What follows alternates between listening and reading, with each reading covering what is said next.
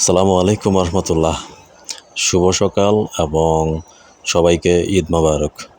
দেখুন, আজ রবিবার, সেই পুরনো রবিবারের মতো আজও এই যে দেখছেন আপনারা মিস্ত্রি, আমরা যাকে গ্রামের ভাষায় মিস্তরি মিস্তরি বলে ডাকতাম, ছোটোবেলায় উনি আসতেন প্রতি রবিবার। আমরা সবাই জড়ো হতাম, লাইন ধরতাম, ধরে ওনার সাথে উনি আমাদের চুল কেটে দিতেন। মুরব্বীরা যখন ছিলেন তাদের চুল কাটতেন, দাড়ি কাটতেন। বিশেষ করে যখন ঈদ আসতো, ঈদের আগে ওনার লাইন পাওয়া, ওনার সিরিয়াল পাওয়া খুবই কষ্টকর ছিল। সেই ধারাবাহিকতায় উনি আজও তার সেই কাজের যে ধারাবাহিকতা উনি বজায় রেখেছেন। এবং আজকে ওনাকে দেখলাম, আজও রবিবার ছিল এবং ওনার সাথে কুশল বিনিময় করলাম।